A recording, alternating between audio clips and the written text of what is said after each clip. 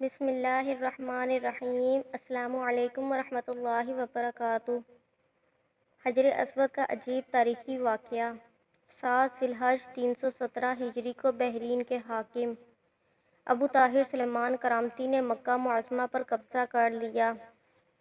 خوف و ہراس کا یہ عالم تھا کہ اس سال 317 ہجری کو حج بیت اللہ شریف نہ ہو سکا۔ کوئی بھی شخص عرفات نہ جا سکا۔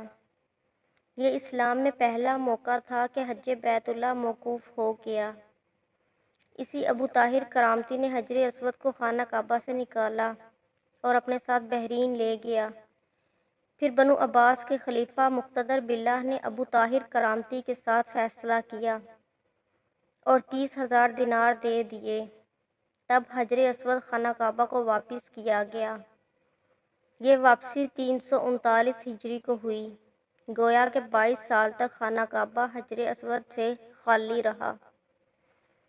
جب فیصلہ ہوا کہ حجر اسود کو واپس کیا جائے گا تو اس سلسلے میں خلیفہ وقت نے ایک بڑے عالم محدث شیخ عبداللہ کو حجر اسود کی وصولی کے لیے ایک وفد کے ساتھ بحرین بھجوایا۔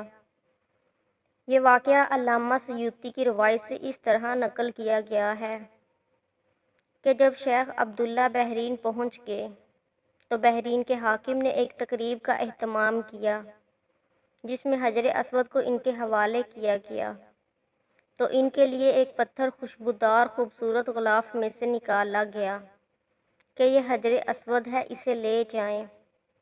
محدث عبداللہ نے فرمایا کہ نہیں، بلکہ حجر اسود میں 2 نشانیاں ہیں۔ اگر یہ پتھر اس معیار پر پورا اترا تو یہ حجر اسود ہوگا اور ہم لے جائیں گے۔ پہلی نشانی یہ کہ پانی میں ڈوبتا نہیں ہے، دوسری یہ کہ آگ سے گرم بھی نہیں ہوتا۔ اب اس پتھر کو جب پانی میں ڈالا گیا تو وہ ڈوب گیا، پھر آگ میں اسے ڈالا گیا تو سخت گرم ہو گیا۔ فرمایا ہم اصل حجر اسود کو لے گئے، پھر اصل حجر اسود لایا گیا اور آگ میں ڈالا گیا تو ٹھنڈا نکلا، پھر پانی میں ڈالا گیا تو وہ پھول کی طرح پانی کے اوپر تیرنے لگا۔ تو محدث عبداللہ نے فرمایا یہی ہمارا حجر اسود ہے اور یہی خانہ کعبہ کی زینت ہے اور یہی جنت والا پتھر ہے۔